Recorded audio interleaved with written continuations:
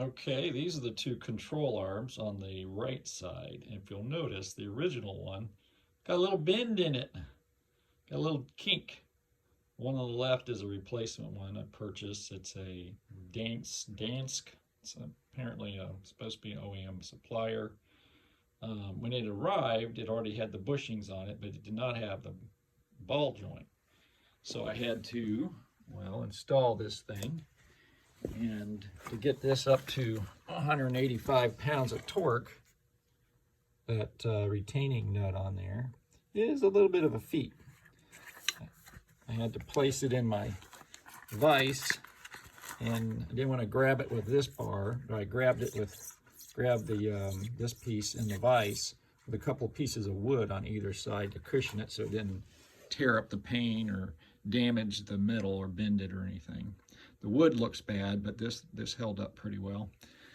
And then I was able to use a nice long length is helpful with a torque wrench.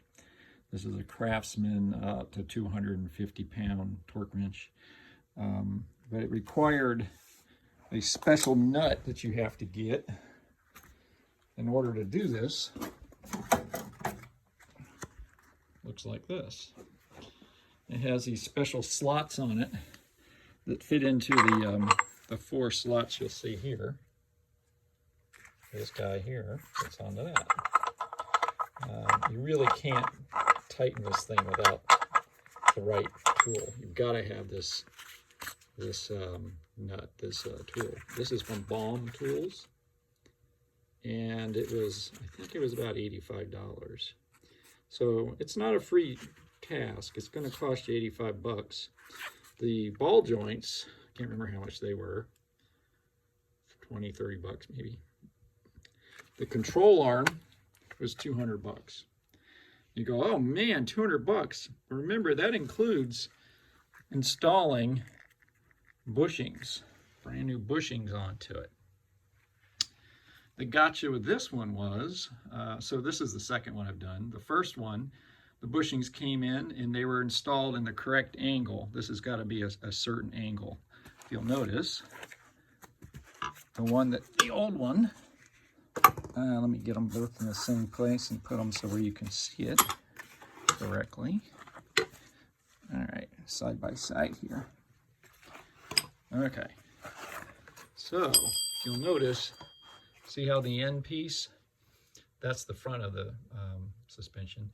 It's at a fairly good angle. That one, not so much. And then on this end, this is actually up about 15 degrees, turned. Look at it from the end. That's how it looked coming off the car. This is flat. You'll see it's jacked up a little bit at an angle. And when I got this end, I've moved a little bit, and the other end, it's not as sharp of an angle. When I say I've moved it, they were flat when I got it. These things were level with this on the same plane. So I've been working with screwdrivers and, you know, getting in here and torquing this along to get it to move to be approximately the same. And the same thing with this down on this end. And of course, what does that do? It pulls the bushings out away, or pulls the end caps out a little bit.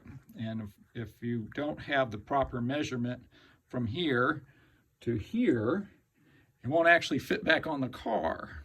So now what do? Unless you have a 20-ton press laying around, which might be worth it. They're available at Harbor Freight for about 160 bucks, but they also are big, giant pieces of equipment that you may never use again. I don't know. Another idea is you go and buy yourself a big piece of, this is a 1/2 inch, I think. Anyway, a big piece of threaded rod, and you can run the threaded rod through your where the torsion bar goes. Here's the torsion bar that actually is supposed to be in this tube, but I've got it out. And now you can run this bar through here, and you put a sizable washer on the other end, and a nut, of course. And then you can do the same thing on this end and then tighten the nut to press them together. Now, the problem is getting sizable enough washers, because these are pretty good circumference.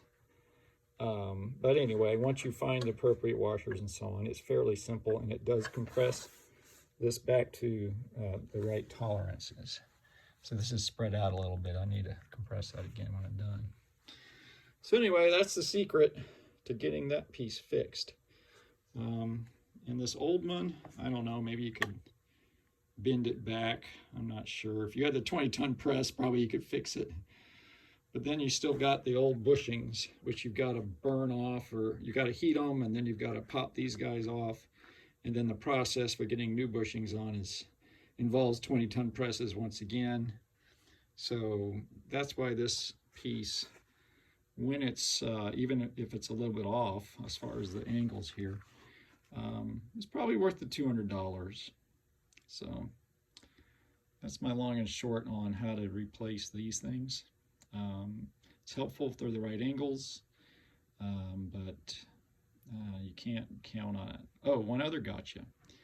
I think Rensport sells a set of these for $500 or $600, and it had the bushing. I mean, it had the ball joint already on it, in addition to new bushings and everything else. And I was like, oh man, sign me up.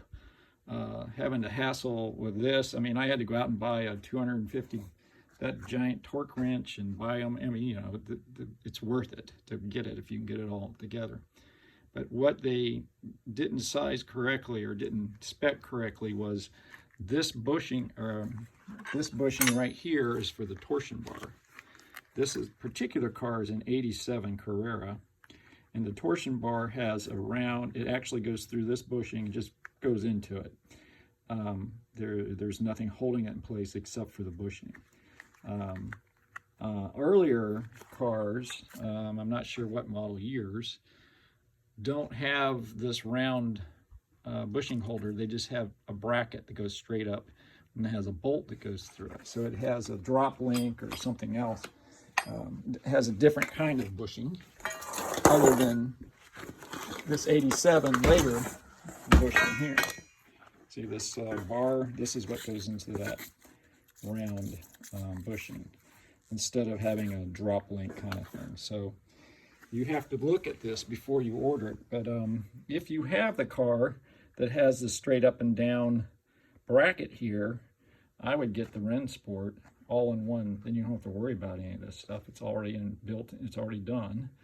And you just got to make sure your angles are right here, and they match whatever you took off the car, and then you should be good.